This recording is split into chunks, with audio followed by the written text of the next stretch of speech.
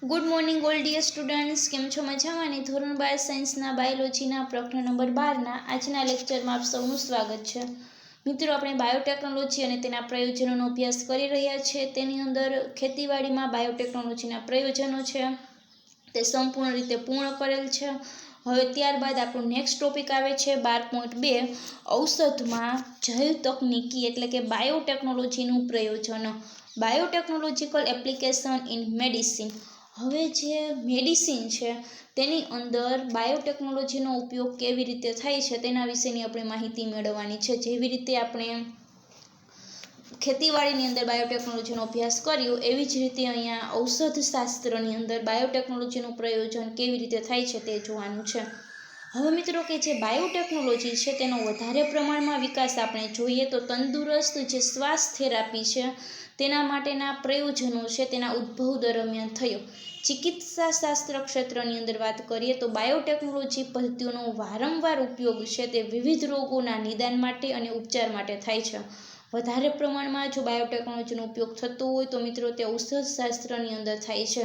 એની અંદર જે આપણા જુદા જુદા રોગો છે તેના નિદાન માટે અને રોગો છે તેની સારવાર માટે અને ઉપચાર માટે બાયોટેકનોલોજીનો ખાસો એવો વધારે પ્રમાણમાં ઉપયોગ થાય છે.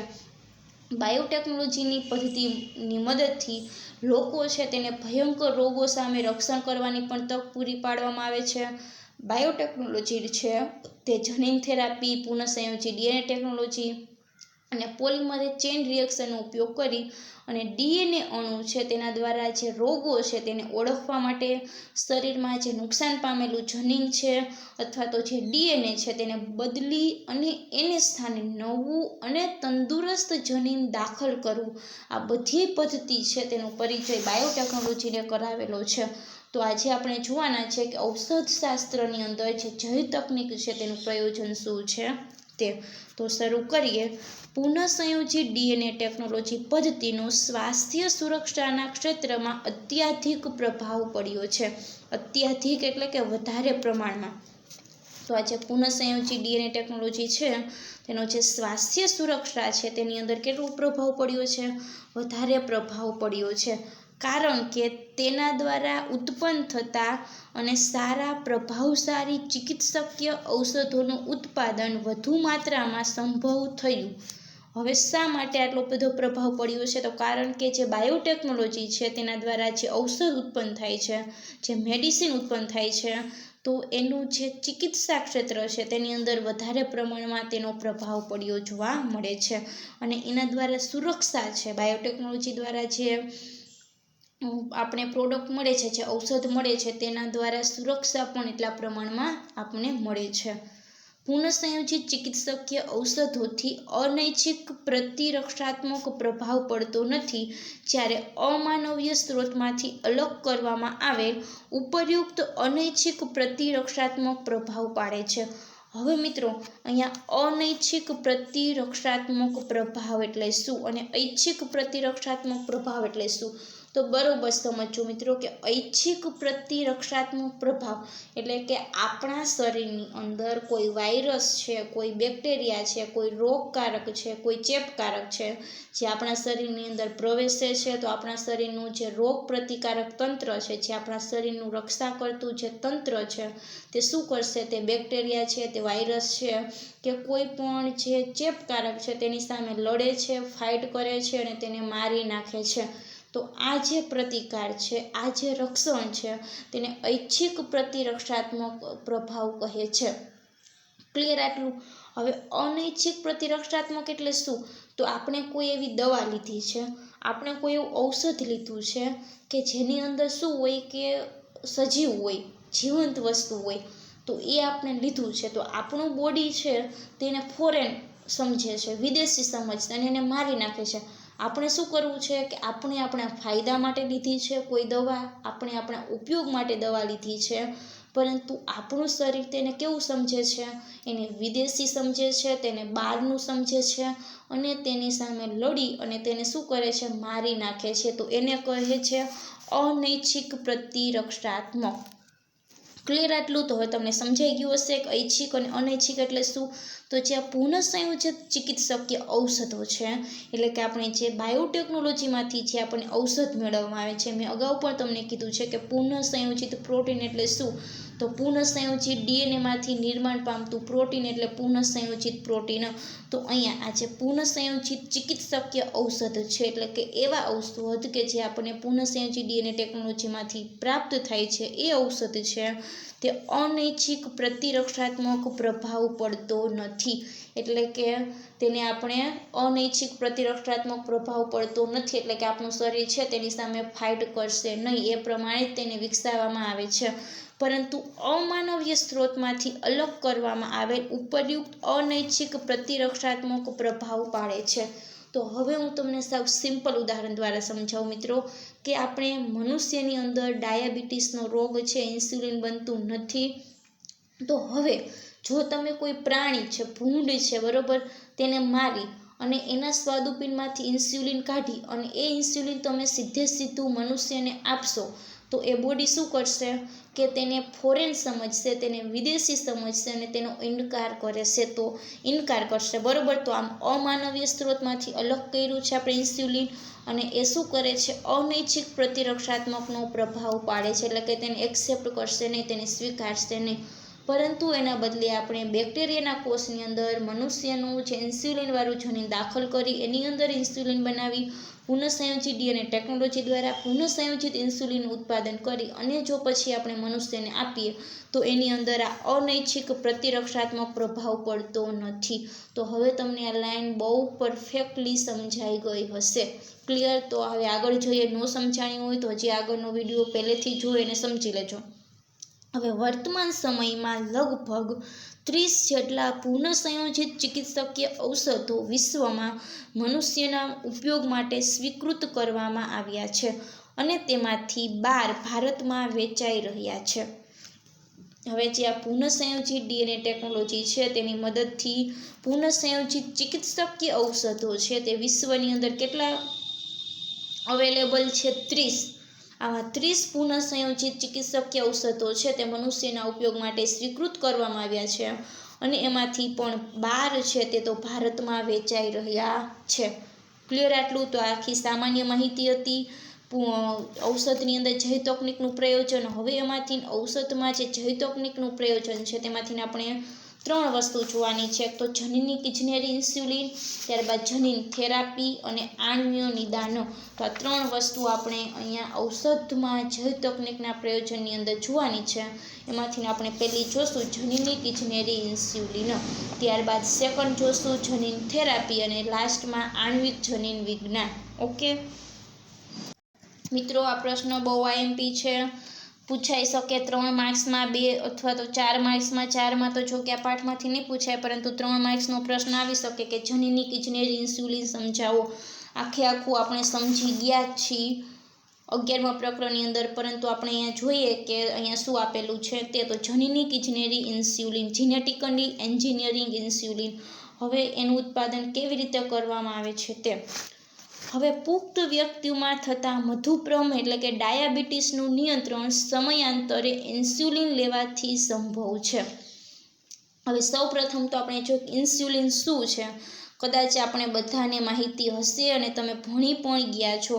સ્વાદુપિંડ નામની ગ્રંથિ છે, તે સ્વાદુપિંડ ગ્રંથિની અંદર લેંગરહાન્સના કોષપુંજ આવેલા જોવા મળે છે. એ લેંગરહાન્સના કોષપુંજમાં 3 પ્રકારના કોષો જોવા મળે છે: આલ્ફા કોષો, બીટા કોષો અને ત્યારબાદ ડેલ્ટા કોષો.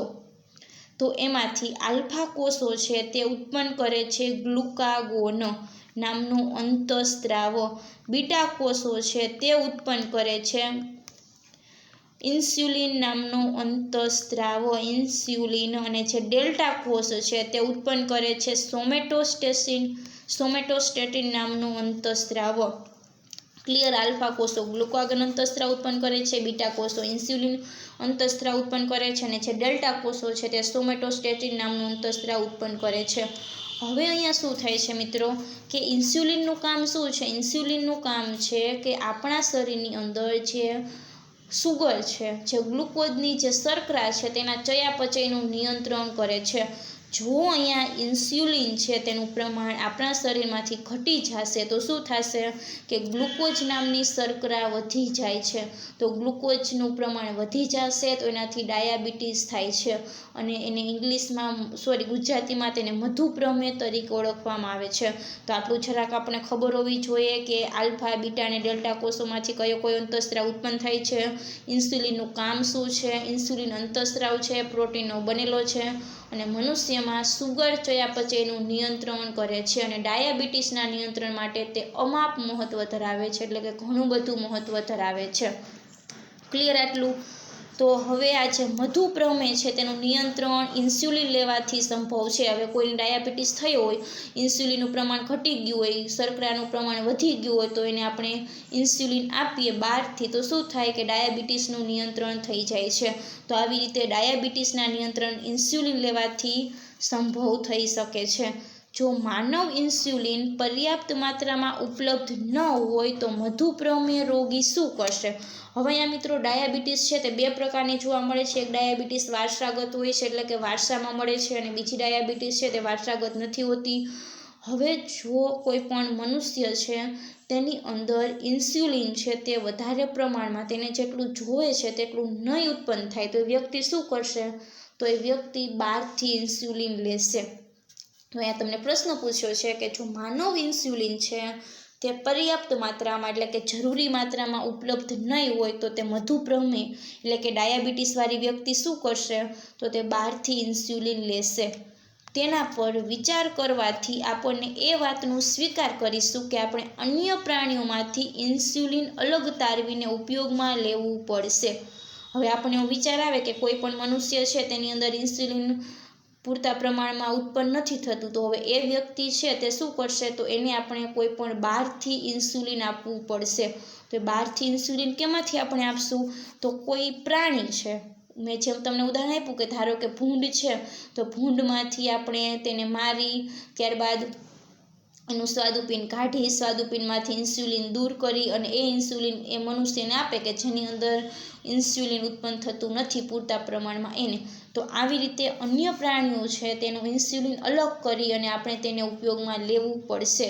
હવે આગળ જોઈએ કે શું અન્ય પ્રાણીઓમાંથી અલગ કરેલ ઇન્સ્યુલિન માનવ શરીરમાંથી આવતા ઇન્સ્યુલિન જેટલું જ અસરકારક છે? હવે અહીંયા પ્રશ્ન થાય, મનુષ્ય છે અને બીજું પ્રાણી આખું બદલી ગયું છે, સજીવ આખું બદલી ગયું છે, તો મનુષ્યની અંદર જે ઇન્સ્યુલિન ઉત્પન્ન થાય છે એના જેવું જ ઇન્સ્યુલિન જે આપણે બહારથી પ્રાણીમાંથી અલગ કરી અને મનુષ્યને આપ્યું છે તેના જેટલું જ અસરકારક હશે, એટલે કે એના જેટલું જ તે કાર્ય કરશે? શું એના જેટલું જ જે આખી શર્કરા છે, સુગર છે તેનું નિયંત્રણ કરશે? બીજો પ્રશ્ન, માનવ શરીરની પ્રતિરક્ષા પ્રતિચાર પર બહારના ઇન્સ્યુલિન કોઈ અસર તો થતી પડતી નથી ને? હવે બહારથી ઇન્સ્યુલિન આપીએ છીએ આપણે તો ઓબ્વિયસલી છે કે આપણું શરીર શું કરશે? તેનો પ્રતિકાર કરશે, કારણ કે તેને બહારનું સમજશે, આપણા શરીરના એન્ટીબોડી સક્રિય થશે, તેને બહારનું સમજી અને તેનું ડિસ્ટ્રોય કરશે, તેની સામે લડશે, તેની સામે ફાઇટ કરશે અને તે ઇન્સ્યુલિન હવે કાર્ય કરી શકશે નહીં આપણા શરીરમાં. એટલે અહીંયા પ્રશ્ન પૂછ્યા છે તમને બે કે માનવ શરીરમાંથી આવતા ઇન્સ્યુલિન જેટલું જ અસરકારક હશે કે જે આપણે બહારથી ઇન્સ્યુલિન આપીએ છીએ તે? અને બીજો પ્રશ્ન છે કે માનવ શરીરની પ્રતિરક્ષા પ્રતિચાર પર બહારના ઇન્સ્યુલિનની કોઈ અસર તો નથી પડતી ને જરૂર પડશે? ભૂંડમાંથી આપો, ગાયમાંથી આપો, કોઈ પણ જે સ્વાદુપિંડમાંથી કોઈ પ્રાણીના સ્વાદુપિંડમાંથી અલગ કરી અને ઇન્સ્યુલિન તેને આપશો તો આપણું બોડી શું કરશે? તેની સામે પ્રતિરક્ષા કરવા માટે તેનો પ્રતિચાર આપશે અને તેનો સ્વીકાર કરશે નહીં. તમે કલ્પના કરો કે જો કોઈ બેક્ટેરિયા માનવ ઇન્સ્યુલિન બનાવી શકે તો ચોક્કસપણે પ્રક્રિયા સરળ થઈ જશે. હવે આપણે વિચારીએ કે જો આ કામ આપણે બીજા કોઈ બનાવે કે જે આપણા ઇન્સ્યુલિન જેવું જ હોય, મનુષ્યના જનીનમાંથી ઇન્સ્યુલિન બને તો મનુષ્યના ઇન્સ્યુલિન જેવું જ હશે, તો કોઈ આપણને પ્રશ્ન જ નહીં રહે કે પ્રતિચાર આપવાનો, કારણ કે એનું જ છે એટલા માટે. તો હવે એવું વિચારો કે કોઈ બેક્ટેરિયા છે કે એ બેક્ટેરિયા શું કરે? મનુષ્યનું જ ઇન્સ્યુલિન બનાવે. તો તમે સરળતાથી આવા બેક્ટેરિયાનો ઉછેર કરીને જેટલું ઈચ્છો એટલું તમારી આવશ્યકતા અનુસાર ઇન્સ્યુલિન ઉત્પાદન અથવા તો ઇન્સ્યુલિન બનાવી શકો છો. ક્લિયર આટલું? તો આપણને કોઈ હવે એ પ્રશ્ન છે તેનો હલ મળી ગયો કે કોઈ પણ પ્રાણીનું ઇન્સ્યુલિન મનુષ્યને આપશું તો કોઈ સામે પ્રતિચાર આપશે, પરંતુ આપણે એવા બેક્ટેરિયા છે, બેક્ટેરિયાની પાસે જ શું કરાવવાનું છે કે મનુષ્યનું જ ઇન્સ્યુલિન બનાવવાનું છે, મનુષ્યનું ડીએનએ લેવાનું છે, મનુષ્યનું જનીન જ બેક્ટેરિયામાં દાખલ કરવાનું છે અને મનુષ્યનું જનીન જ એની અંદર ઇન્સ્યુલિન બનાવશે અને હવે ઇન્સ્યુલિન પછી આપણે મનુષ્યને આપશું તો એમાં કોઈ પણ પ્રતિચાર ઉત્પન્ન થશે ને, કારણ કે એનું ખુદનું જ છે ને, ખુદના જનીને જ બનાવેલું છે એટલા માટે. તો હવે આપણે આવી રીતે બેક્ટેરિયા છે તે મનુષ્યનું ઇન્સ્યુલિન બનાવી શકીએ અને બેક્ટેરિયાને આપણે વધારે પ્રમાણમાં ઉછેર કરી શકીએ અને જેટલું ઈચ્છીએ તેટલું ઇન્સ્યુલિન આપણે શું કરી શકીએ, આપણી જરૂરિયાત પ્રમાણે બનાવી પણ શકીએ છીએ. ક્લિયર આટલું? તો હવે અહીંયા પેરેગ્રાફની અંદર એ જ આપ્યું છે કે મધુપ્રમેહ છે, ડાયાબિટીસનું નિયંત્રણ ઇન્સ્યુલિન લેવાથી દૂર થઈ જાય છે. આ શું છે તે આખો રોગ મેં સમજાવી દીધો છે. કોઈની અંદર વધારે પ્રમાણમાં ઇન્સ્યુલિન ઉત્પન્ન નહીં થતું હોય, પર્યાપ્ત માત્રામાં એટલે કે જેટલી જરૂર છે તેટલું ઇન્સ્યુલિન નહીં બનતું હોય તો એ વ્યક્તિ શું કરશે, બહારથી ઇન્સ્યુલિન લેશે. તો બહારથી કેવી રીતે લેશે, તો કોઈ અન્ય પ્રાણી છે તેનું સ્વાદુપિંડમાંથી ઇન્સ્યુલિન અલગ કરી અને આપણે એ મનુષ્યને આપવામાં આવશે. હવે આવું કરવાથી તે મનુષ્યનું જે શરીર છે તેનો પ્રતિકાર કરશે, તેની સામે પ્રતિચાર આપશે, કારણ કે તેને બહારનું સમજશે અને તેનો અસ્વીકાર કરશે. તો આ સમસ્યાના હલ માટે, તેના સમાધાન માટે બેક્ટેરિયા પાસે મનુષ્યનું ઇન્સ્યુલિન બનાવવાનું છે. આમ કરવાથી બેક્ટેરિયાની અંદર મનુષ્યનું ઇન્સ્યુલિન બનશે અને હવે એ ઇન્સ્યુલિન આપણે જેટલું જોઈએ છે તેટલું બેક્ટેરિયા પાસે બનાવી શકીએ છીએ, બેક્ટેરિયાને વધારે પ્રમાણમાં ઉછેર કરી શકીએ છીએ અને જરૂર મુજબનું ઇન્સ્યુલિન બનાવી અને આપણે ત્યારબાદ મનુષ્યની અંદર આપણે તેને આપી શકીએ છીએ. ક્લિયર આટલું? ત્યારબાદ આગળ છે કે વિચારો કે શું ઇન્સ્યુલિન મધુપ્રમેહી વ્યક્તિને મુખ દ્વારા આપી શકાય કે નહીં, શા માટે? તો અહીંયા ઇન્સ્યુલિન છે તે મુખ દ્વારા આપી શકાતું નથી, ડાયરેક્ટલી તેને ઇન્જેક્શન મારફતે જ આપવામાં આવે છે. તમને પ્રશ્ન પૂછ્યો છે, તમે નેટની અંદર સર્ચ કરી અને જવાબ શોધી શકો છો. મેં તમને થોડો ઘણો કહી દીધો છે, બાકીનું આ એક્સરસાઇઝ તમારા માટે છે. મુખમાં દ્વારા આપી શકાતી નથી, તેને ઇન્જેક્શન દ્વારા આપવામાં આવે છે. ત્યારબાદ હવે આગળ જોઈએ. હવે શું અહીંયા કહેવા માગે છે તે જોઈએ. તો પહેલાંના સમયમાં મધુપ્રમેહ રોગીઓ માટે ઉપયોગમાં લેવાતું ઇન્સ્યુલિન પ્રાણીઓ અને ભૂંડને મારીને તેના સ્વાદુપિંડમાંથી બહાર કાઢવામાં આવતું હતું. એટલે કે હવે ડાયાબિટીસની અંદર જ્યારે ઉપયોગમાં લેવામાં આવતું જે ઇન્સ્યુલિન છે તે શરૂઆતમાં એટલે કે પહેલાં કતલખાનાઓ છે એની અંદર લઈ જવાતા જે ઢોર ઢાંખર છે, ભૂંડ છે તેમાંથી મેળવવામાં આવતું હતું. પરંતુ આ પ્રાણીના સ્વાદુપિંડમાંથી મેળવવામાં આવતું ઇન્સ્યુલિન છે તેના લીધે એલર્જી થતી હતી અને બીજા પ્રકારની પ્રતિક્રિયાઓ છે તે દર્દીમાં થાય છે. ક્લિયર આટલું? તો પહેલાંના સમયમાં જે ડાયાબિટીસ છે, જે મધુપ્રમેહ રોગીઓ છે તેના માટે જે ઇન્સ્યુલિન ઉપયોગમાં લેવામાં આવતું હતું તે કેવી રીતે લેવામાં આવતું હતું, ભૂંડને મારી તેનું સ્વાદુપિંડ અલગ કરી અને એમાંથી ઇન્સ્યુલિન બહાર કાઢવામાં આવતું હતું. પરંતુ પ્રાણીઓમાંથી પ્રાપ્ત થતા ઇન્સ્યુલિન દ્વારા કેટલાક દર્દીઓને એલર્જી અને પરજાત પ્રોટીન પ્રત્યે બીજી પ્રતિક્રિયાઓ થવા લાગતી હતી. હવે પરજાત પ્રોટીન એટલે કે બહારનું પ્રોટીન છે, મનુષ્યનું પોતાનું ખુદનું પ્રોટીન નથી. તો આમ જે બીજા પ્રાણીઓ છે તેનું જે ઇન્સ્યુલિન છે એના દ્વારા દર્દી છે તેને એલર્જી થતી હતી અને એ સિવાય પરજાત પ્રોટીનના પ્રત્યે બીજી ઘણી બધી પ્રતિક્રિયા પણ તે દર્દીની અંદર થતી હતી.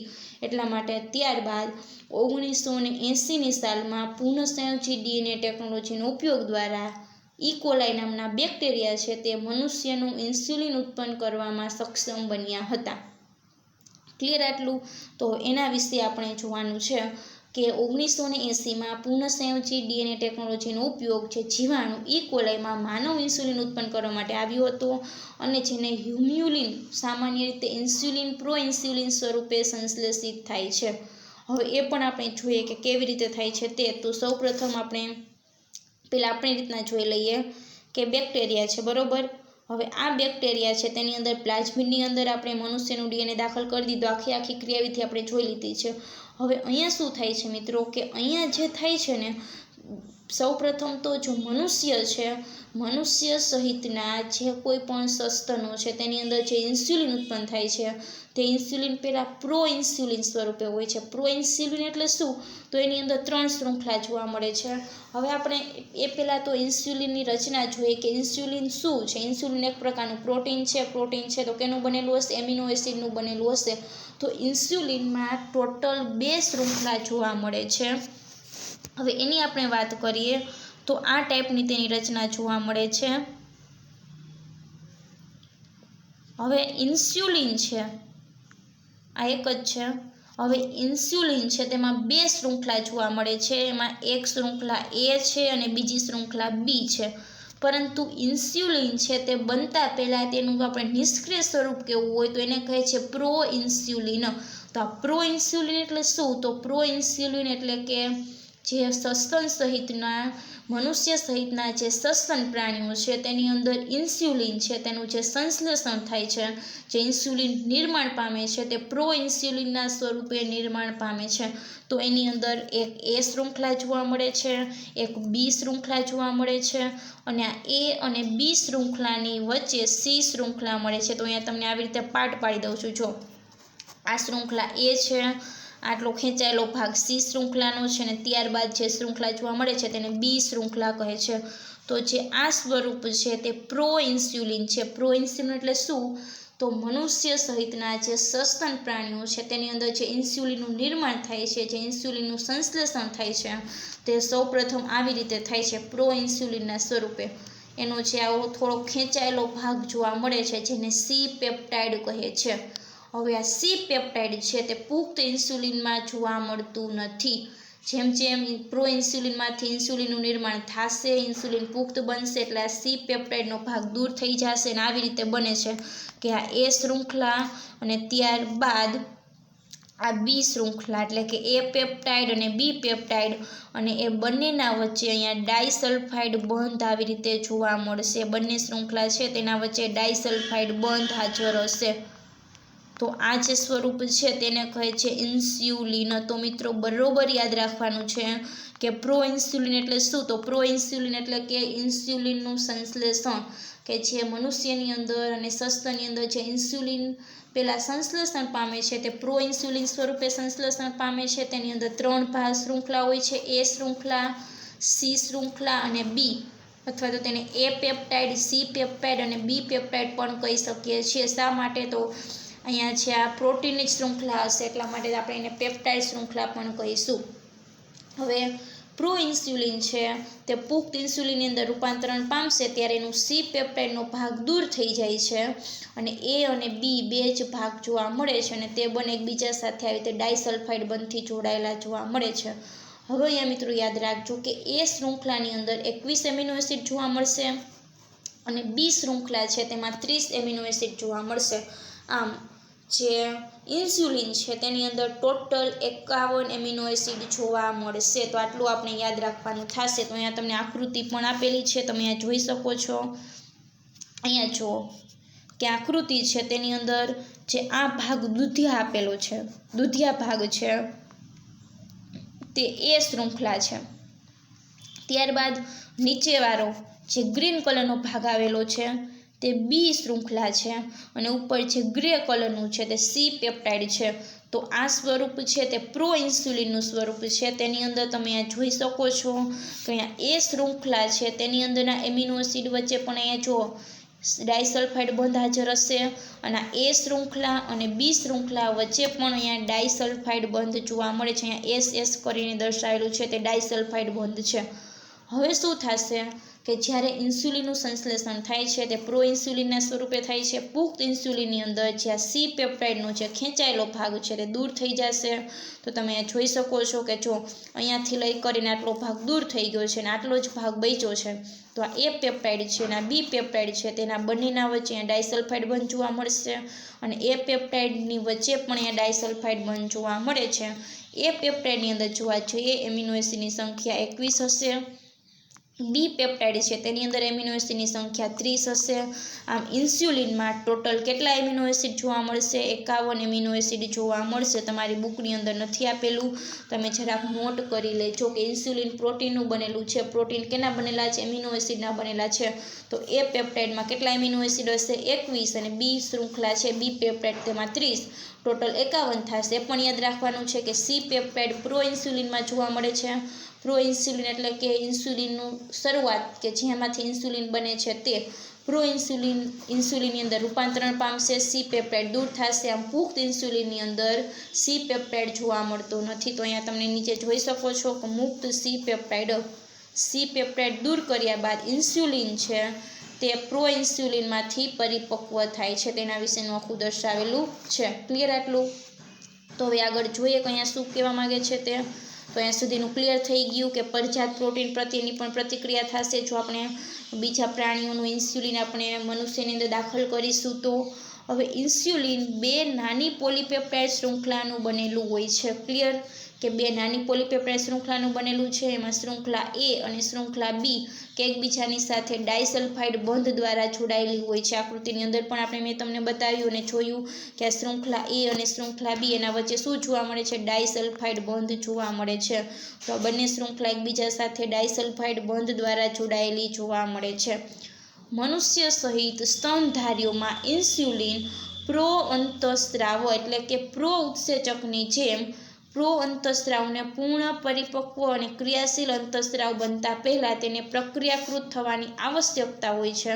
તેના તરીકે સંશ્લેષિત કરવામાં આવે છે કે જે વધારે ખેંચાયેલો હોય છે અને જેને સી પેપ્ટાઇડ કહે છે. હવે મનુષ્ય સહિતના જે સ્તનધારી પ્રાણીઓ છે તેની અંદર ઇન્સ્યુલિન છે તે કયા સ્વરૂપે ઉત્પન્ન થાય છે? પ્રો અંતઃસ્રાવ.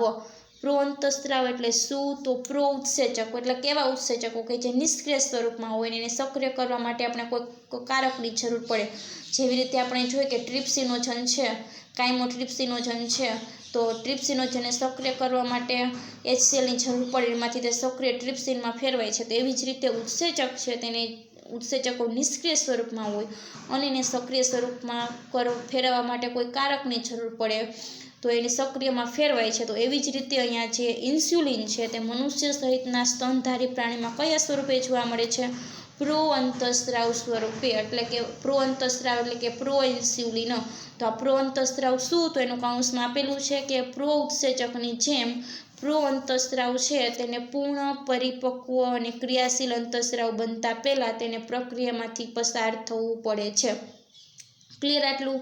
તો આ પ્રો અંતઃસ્રાવ તરીકે એટલે કે પ્રો ઇન્સ્યુલિન સ્વરૂપે સંશ્લેષિત થાય છે. એની અંદર શું જોવા મળે છે કે એક વધારે ખેંચાયેલો ભાગ છે જેને સી પેપ્ટાઇડ કહે છે.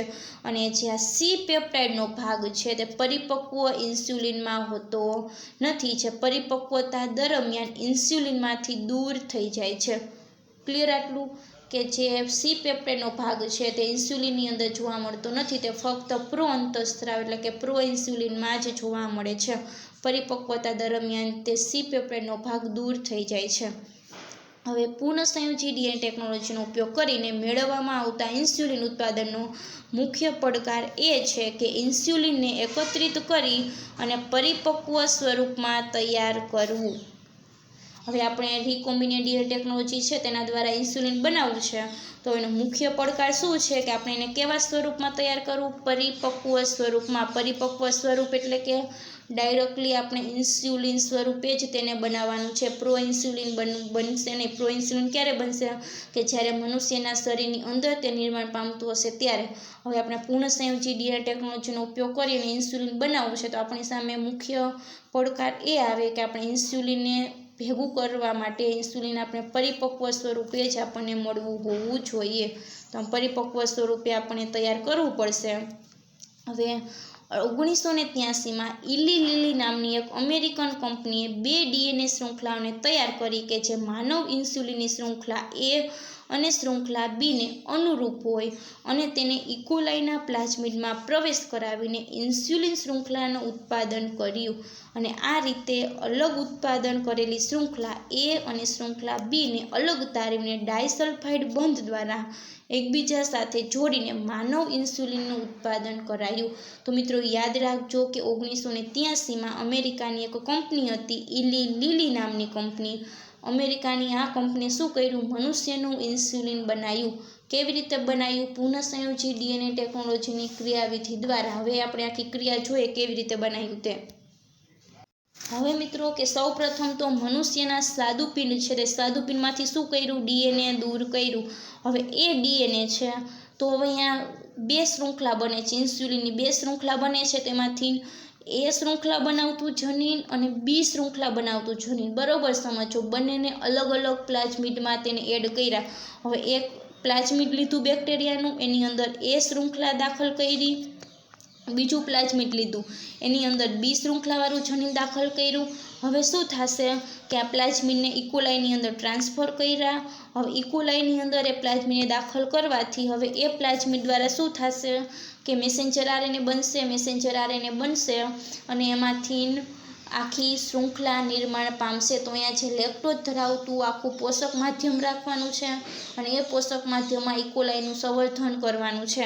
હવે ઇકોલાઈનું સંવર્ધન આપણે લેક્ટોઝવાળા માધ્યમમાં, લેક્ટોઝ એટલે કે તેનો ખોરાક, હવે એની અંદર આપણે કરશું તો શું થશે મિત્રો કે હવે અહીંયા શું થશે કે આ ઇકોલાઈ છે જેની અંદર આપણે એ શૃંખલા બનાવી છે, હવે એમાંથી એ શૃંખલા છે તે નિર્માણ પામશે પ્રત્યાંકનની ક્રિયા દ્વારા. જેની અંદર બી શૃંખલા દાખલ કરી છે તેની અંદર બી શૃંખલા નિર્માણ પામશે. તો આમ આપણને બે અલગ અલગ બેક્ટેરિયામાંથી એ અને બી બે શૃંખલા મળે છે. હવે આ બંને શૃંખલાનું શું કરવામાં આવે છે? જોડાણ કરવામાં આવે છે. હવે જોડાણ કરવા માટે કેની જરૂર પડશે? ડાયસલ્ફાઇડ બંધની જરૂર પડશે. તો આમ એ શૃંખલા અને બી શૃંખલાને ત્યારબાદ ડાયસલ્ફાઇડ બંધ વડે જોડવામાં આવે છે અને આ રીતે ઇન્સ્યુલિનનું ઉત્પાદન કરવામાં આવે છે. સમજાઈ ગયું? બરોબર સમજો કે અહીંયા મનુષ્યનું જે સ્વાદુપિંડ છે તેના સ્વાદુપિંડનું આપણે કોષ અલગ કરવાનો છે. કયો કોષ? બીટા કોષ કે જે શું બનાવે છે? ઇન્સ્યુલિન બનાવે છે. હવે એ બીટા કોષ છે તે આપણે અલગ કરશું. હવે એમાંથી પણ બે જનીન હશે, એક તો શૃંખલા ઇન્સ્યુલિન એ બનાવતું હશે અને બીજું જનીન કે જે શૃંખલા બી બનાવતું હશે. તે બંનેને આપણે અલગ અલગ પ્લાઝમિડમાં દાખલ કરવાના છે. એક પ્લાઝમિડની અંદર એ શૃંખલાવાળું જનીન દાખલ કરવાનું, બીજા પ્લાઝમિડમાં બી શૃંખલાવાળું જનીન દાખલ કરવાનું. હવે ત્યારબાદ એ આપણું પુનઃસંયોજિત પ્લાઝમિડ છે તેને ઇકોલાઈ બેક્ટેરિયાની અંદર દાખલ કરવાનું છે. ઇકોલાઈ બેક્ટેરિયામાં દાખલ થઈ જશે. એ ઇકોલાઈ બેક્ટેરિયાને લેક્ટોઝ ધરાવતા પોષક માધ્યમમાં ઉછેરવાના છે, એનું સંવર્ધન કરવાનું છે અને ત્યારબાદ શું થશે કે જેની અંદર એ જનીન દાખલ કર્યું હતું તેમાંથી એ શૃંખલા નિર્માણ પામશે. જેમાં બી શૃંખલાવાળું જનીન દાખલ કર્યું હતું તેમાંથી બી શૃંખલા નિર્માણ પામશે. એ અને બી બે શૃંખલા મળી જશે.